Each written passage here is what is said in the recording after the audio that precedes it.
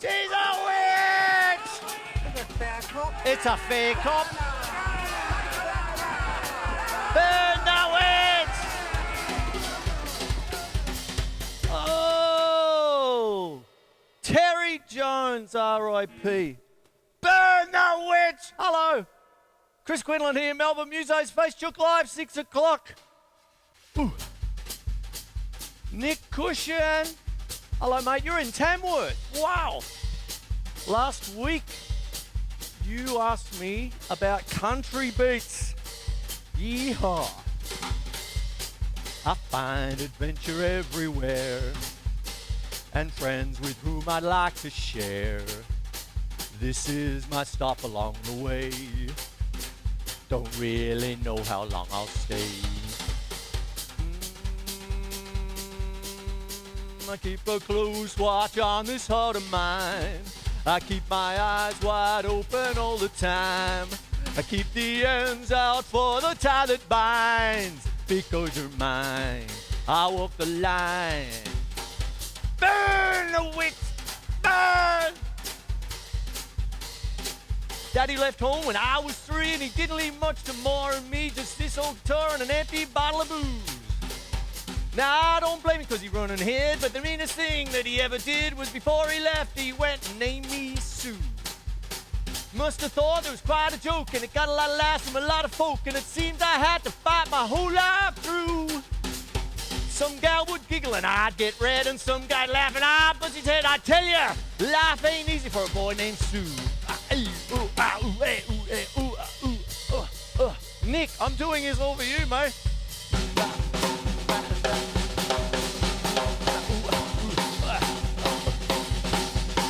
Ready, Steve? Uh-huh. Andy? Yeah. Nick? Okay. All right, fellas. Let's go!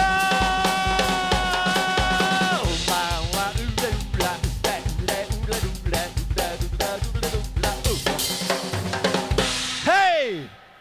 Oh, there you go. Oh, hat hair. That is a train beat, Nick Cushen. You wanted to know about country beats. And Androo Marschall, you wanted to know about the origins of drumming. Well, what I tried to do there was bring in all the different little things that could happen with that kind of a beat. Right. Now, essentially what we've got there is a cut time.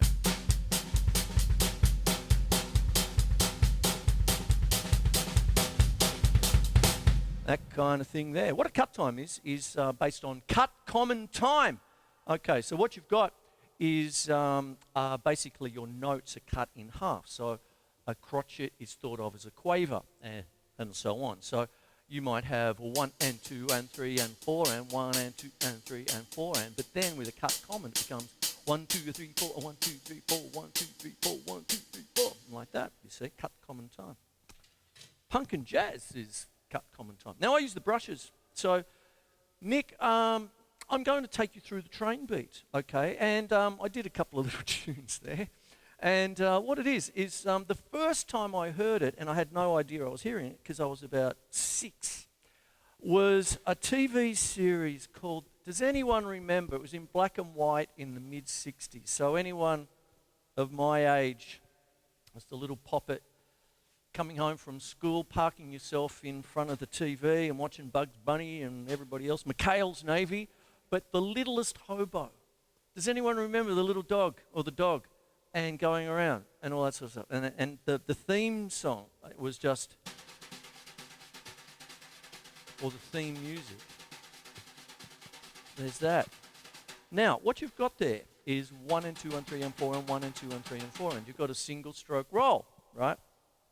And then what you've got is something that I explained actually a couple of months ago. The brush pattern where you sort of swoosh a little bit. You got that kind of thing. And it gives it that lilt, right? Now with the littlest hobo, that's almost all you hear. Well, I find adventure everywhere and friends with whom I'd like to share. This is my stop along the way. Don't really know how long I'll stay. There it is. Now, if you put the hi-hat on 2 and 4,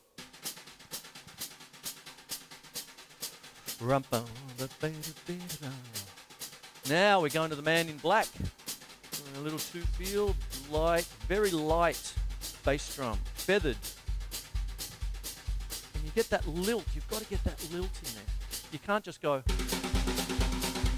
yeah, can't do that. You've got to go.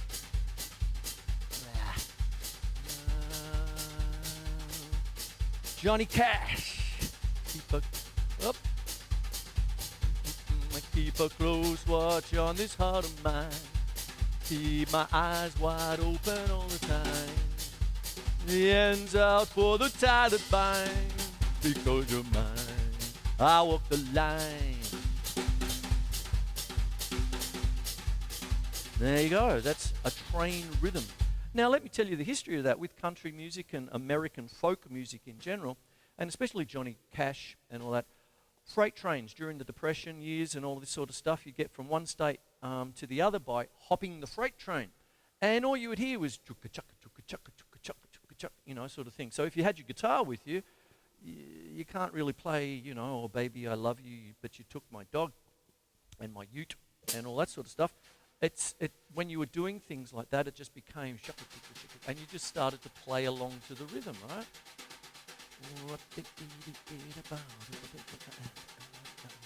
And it just becomes, you know, in your blood when you're doing all that sort of traveling, you know, that kind of thing. And all that sort of stuff. Now, Androo Marschall, hello. And what it is you asked me about the origins of drumming. Well, I'll get to that in a second. But what it is if you've got this as an origin,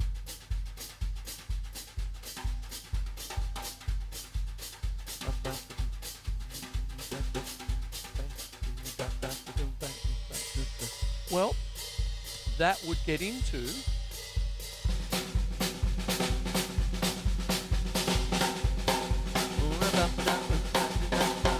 oh, it's getting so hard living with the things you do to me. Ballroom Blitz, sweet.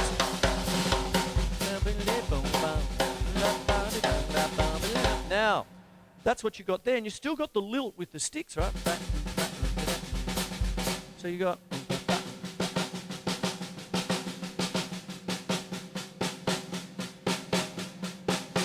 Got that?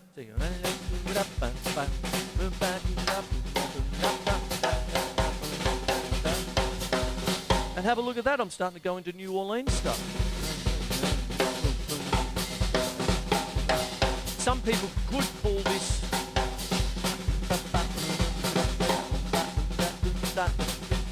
Zydeco. There was a great band in the St Kilda area that played all over the place in Melbourne through the 80s. Zydeco Jump. What a band they were.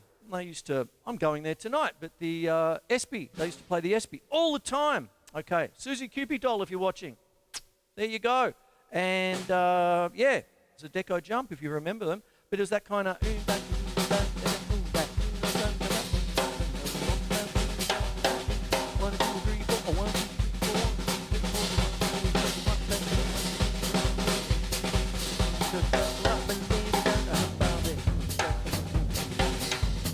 And there you have that, you see. So that's a train rhythm that is intrinsic to country music. Johnny Cash, the Man in Black, made it his own, the way he could play his guitar and all that sort of stuff. So, Nick, Cushen, that's for you. I haven't quite finished. I'll be coming back to that. But what I did there was sort of give you a little bit of history. So, Andrew, the development of that kind of a beat came from trains, hopping freight trains back in the day and all this. And what I did was the littlest hobo. That's the first time I heard it, right? And it's just that beautiful little brush pattern. I walked the line, one of Johnny Cash's greatest hits and all that. You know the funny thing, when doing the research with all this, I listened to a couple of I Walk the Lines, you know, that kind of thing. And one of the drummers, after he was quite famous and it was his big hit and all that, one of the drummers that was backing him up, backing band, he had this going.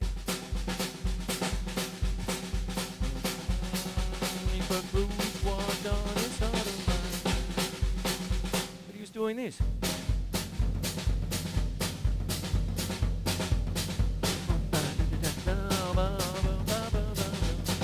what that is. It's a flam tap. Flam tap, one of the main rudiments, right?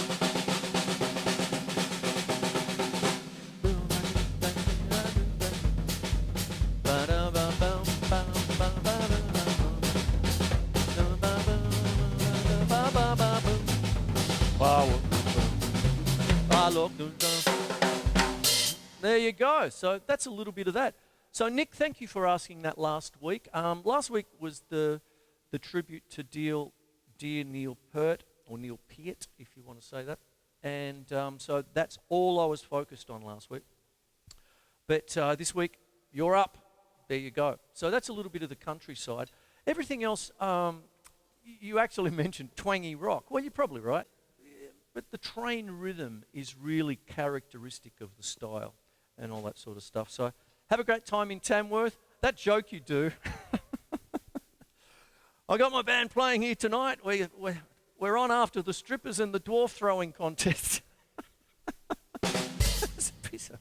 Thank you. I know it's not quite politically correct, but that was a hoot. There you go. So thank you, Nick. There you go. Now, there's the brushes, all of that sort of business. Now, what we've got is, now Andy Baker, the Amen break. Now, that's the most used and most sampled beat in the world.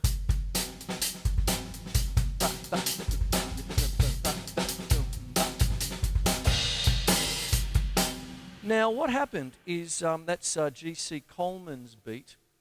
Very sad story because he died homeless and broke in the mid-2000s and never received any due royalty for what is the most used beat. It's only about 5.5 seconds, and it's the middle break, a little drum break in the middle of the Winston's Amen Brother and all that. And essentially what it is a anyone else's 16th note rock beat. And what happened was it was put on a compilation in the mid-1980s as just like a bit of a homage, I suppose, the 20 best drum beats in the world or something like that. And it was put on one of them. And at the same time as the first samplers were getting developed in the mid-80s. And because it was just a clean drum rhythm, it just took off. It went viral, that kind of thing. And with a sampler, of course, you can ratchet up the speed, you can bring the speed down, all of that sort of stuff. And then I'm going to bring in Scott Hayward. How are you? You've asked me about Chicago's classic 25 or 6/4, and that fancy little 16th note that the drummer Danny Serafini does, and all that to give it that real clip about it.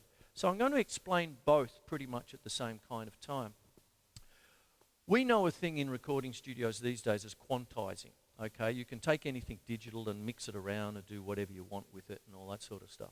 But what happens is that when you're actually dealing with the beat of, say, 1, 2, 3, 4, metronomic time, what happens is what we're really talking about is the space in between each beat, right?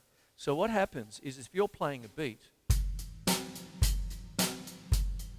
1 and 2 and 3 and 4 and 1 and 2. Now, what can happen is you need to be in control of the in-betweens.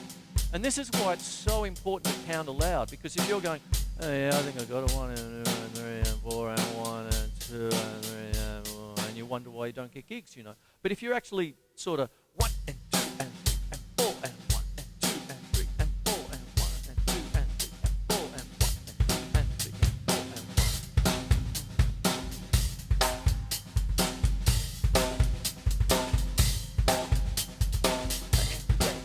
4 and 1. And you're quantizing, right? Now, the thing is, when you're dealing with personal quantizing, the in-betweens of the numbers, like if you're dealing with a crotchet, 1, 2, 3, 4, what are you going to put in between? Are you going to put in quavers? Therefore, it's 1 and 2 and 3 and 4 and 1 and 2 and 3.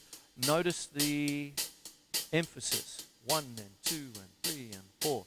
If you're going to swing it, it could well be triplets. 1 and a 2 and a 3 and a 4 and a 1 and a 2 and a 3 and a 4 and a 1, 2 to 3 to 4 to 1.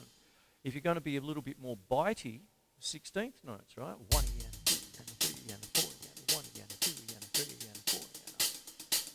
Oh, I'm playing Smoke on the Water now. There you go. And then that's the space in between, okay? Okay, the beats and all that. Now what you want is the level between the beats. Now I've got a little thing that I talk about with my students sometimes called popping the accents. Because what you can have is you could have it fairly plain. That's okay, it's correct, it's all that, but it's, you know, it's plain, you know, sort of thing. But if you're going to pop the accent like on 2 and 4,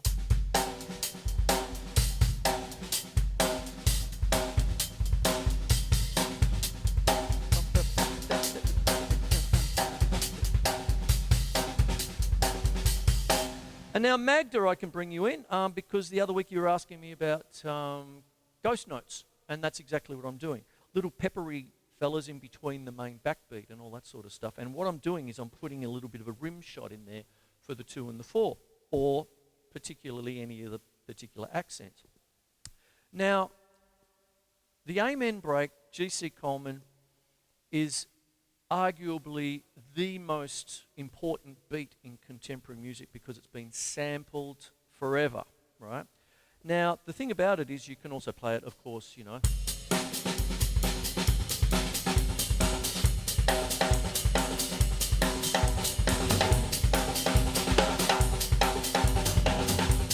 Now, that's not the Amen break anymore. It's a homage to the Amen break. Did you notice that I was putting the hi-hat on the offbeats, basically? So if I'm playing a basic beat,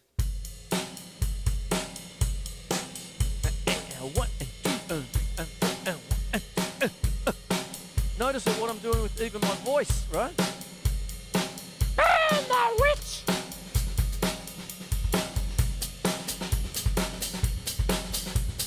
How is Monsieur feeling today? Better. Better get another bucket. I'm gonna throw up.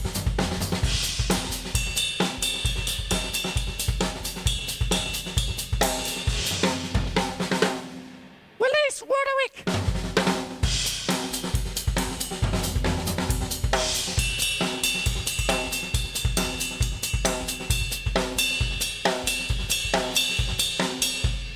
Notice that you've got that little chugga-lugga-ticka-ticka-ticka. And look, doesn't that sound, can you see the origins, right?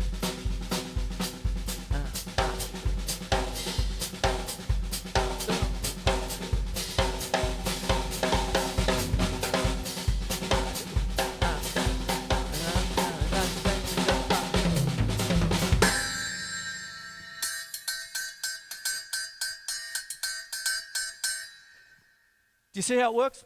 Do you see? Everything's connected, you see. So that's what goes on there. Now, when you've got a handle on things like that, what starts to happen is that you can take things like the Amen break and all that, and then ratchet it up, bring it, you know, make it quick. That's how drum and bass started to happen, you know, like the prerequisite is to have 6 cups of coffee and so.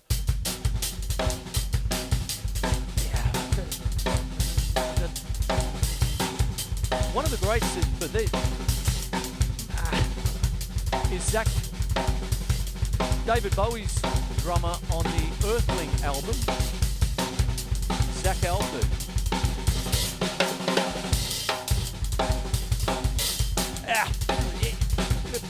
And the witch! And the bishop.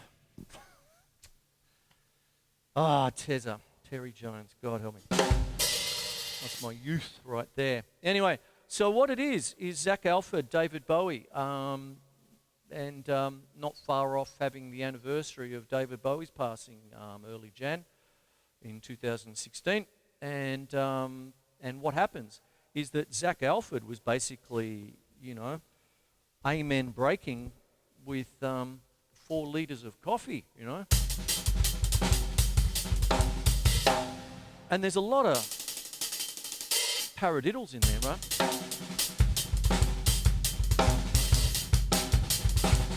Very syncopated too. So that's the influence of the Amen break. I'll play it very, very slow.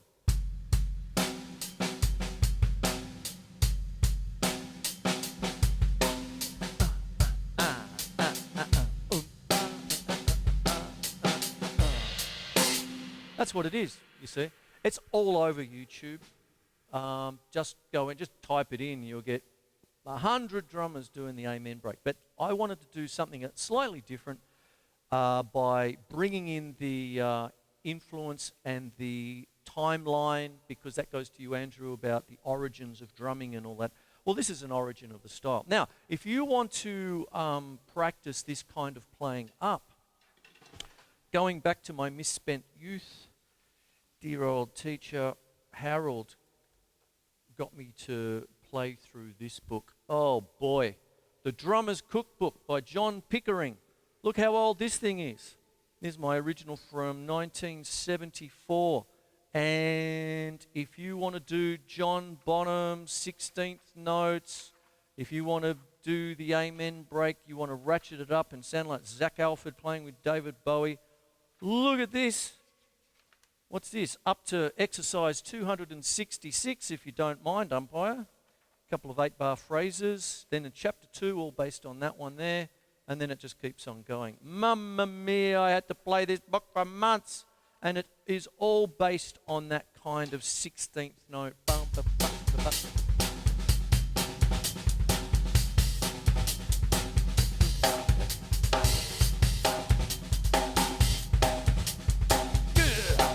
Clyde Stubblefield now. Get on up.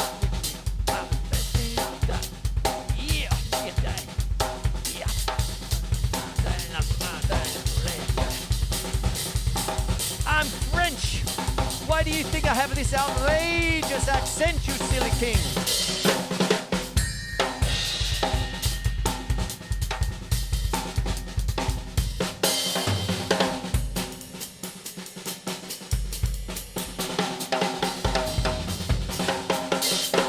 There it is.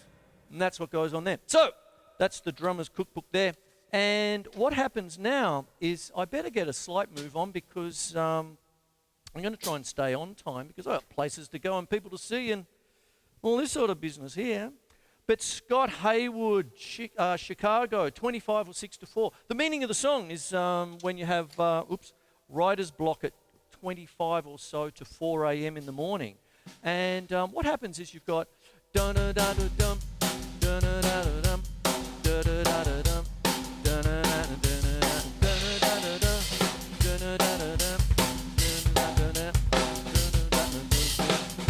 and there's that little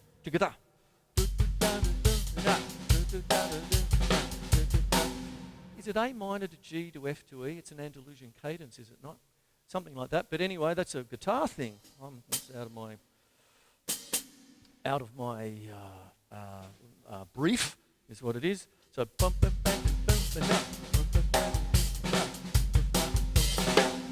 depending on what version you listen to, you can even hear, is it Terry Lamb, the guitarist, brilliant guitarist, sadly passed away, but chicka-ta, chicka-ta on the guitar, and it's just sort of thing, no chord per se, it's just that kind of thing. And yeah, so there's that. Now that goes back to quantizing, Scott, because what happens is if you've got the aforementioned beats, 1, 2, 3, 4, it all depends on how you play everything in between. Because what happens is you can be a bit laconic, a bit laid back.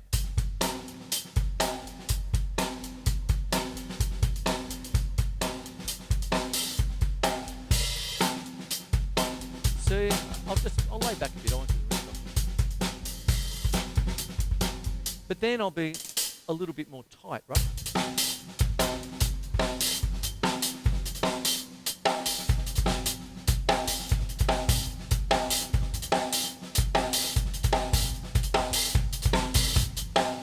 And for that, I've got a pretty huge bass drum sound, for Doris and all that sort of stuff. But for that kind of thing, I might put a little bit more stuffing in or something like that, or whatever, to make it a little bit more like that. But essentially, can you hear that kind of...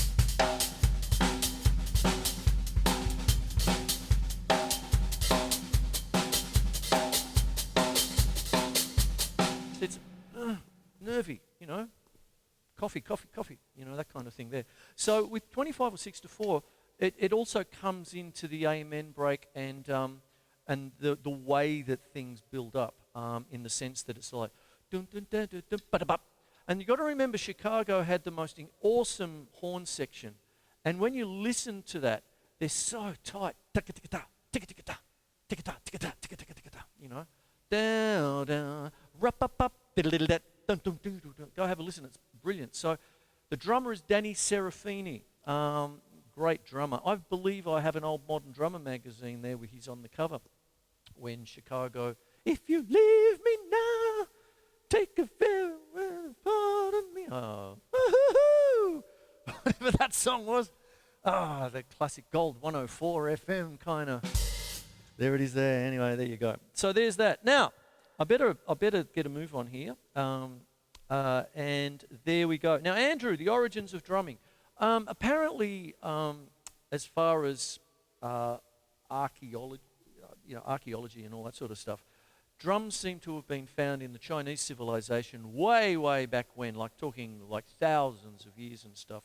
And essentially it's one of the first forms of communication sort of thing. So, and then it became prevalent, there's the African tradition and some of the earliest of rhythms, African civilization, all this sort of business. And then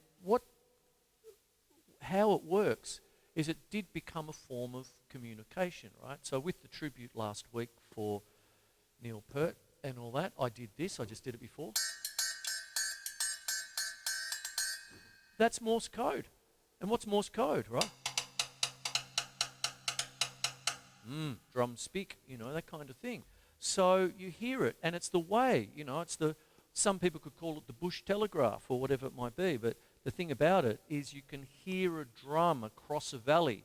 And then the more sadder history is that it sent signals across a battlefield, right? Marching. I was a bit swung for marching, Chris, but anyway, there you go. And so what happens with this kind of thing is that the origins of drums really comes from a form of communication. You could literally get a bit of wood and hit a rock and then doink, and then people start, the caveman twist or something, I don't know. But what goes on with that is that it's a form of communication, and to this day, it's what it is, okay? I mean, if I'm going to talk about the Amen break, isn't that just one thing that glues us all together? And the legacy that dear man left in such tragic circumstances, broken, homeless and all that. But the legacy of it. But really, he probably didn't think he was leaving a legacy when he was doing it. It just so happened that it took off, And what happens is that the aforementioned Drummer's Cookbook, and then we're talking about John Bonham, but it was right around all those things. It's all that kind of...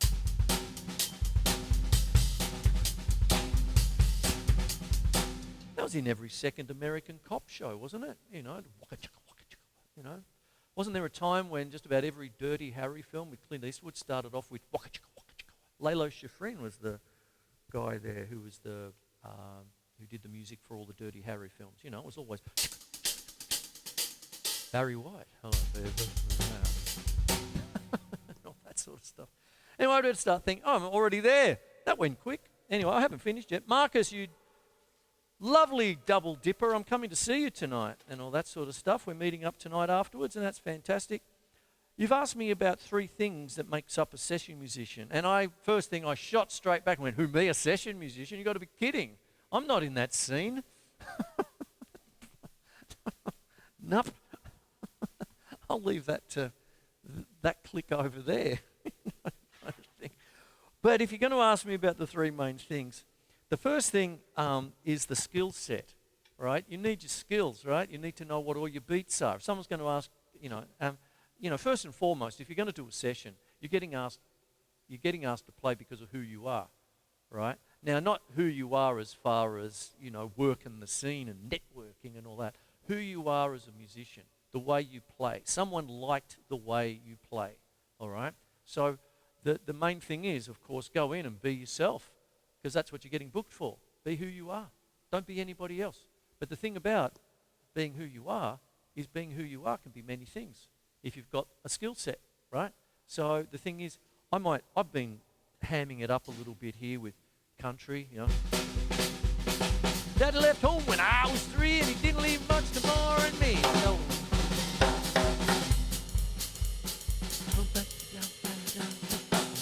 Jazz, not dead, it just smells funny.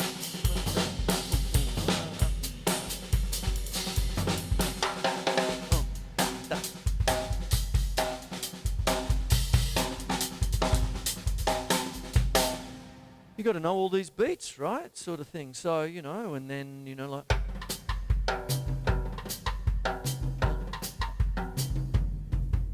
Got to know all the different beats, man. All that sort of stuff. So what goes on, that's your skill set.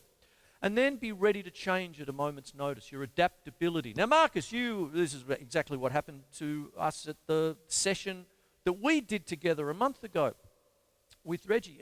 Reggie, if you're there, and hello. And what it is just simple things that we were talking about. And then, you know, we were going to leave that one, you know, the first part of the verse silent. And then, you know, Reggie came in, why not put that in? And then, let's listen to Queen. How about the going up fill, right? So instead of the typical going down. Yeah, I could do that. Let's go, you know. How about you just follow the lead guitar thing? And you just follow the lead. Just sing like a Barry Barlow from Jethro Tull. It's almost like he's singing along with Ian Anderson up the back, you know, and all this sort of stuff. So what goes on is there's that, the adaptability. And then, as I said, going with what you've got. You're usually getting booked because of you, all right? Your sound, all that. Maybe even your particular drum set. I've actually been booked. I've had Doris go into town. And a guy's rung me up and said, I love that sound of the drum kit on the show. It was a long time ago, this is about 2004. And he said, would you mind if I actually sort of sampled the toms? Because I've got all these samples, they don't work. There's this, it's all generic. You hear this beat and it's done everywhere else. Da-da-da-da-da, can I just cut, you know? And so I spent all day just hitting Doris, you know, and then playing some basic beats.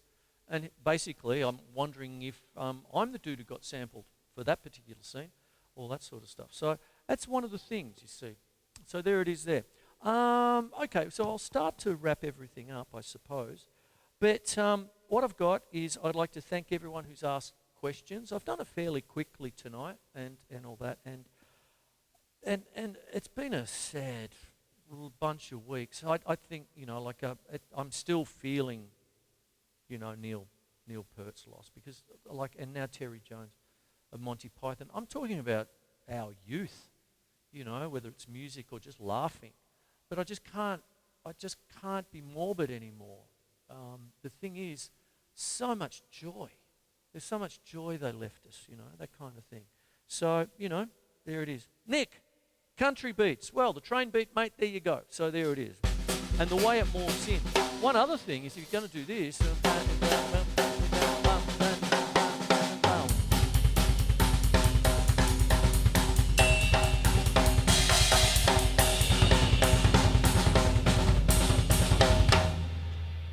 we're back to Van Halen again. Hey, you know, train beat time, only with the feet, you know, that sort of stuff. But that's actually pre-Van Halen. I heard that before, long before Van Halen. Billy Cobham, the first track off his solo album Spectrum, you know, sort of thing. And fantastic stuff. And there's that. Scott Hayward, you asked me about Chicago. I think I've answered that to a certain degree within the quantizing and talking about the beats such as the Amen break and all that. So, yeah. There's that like that.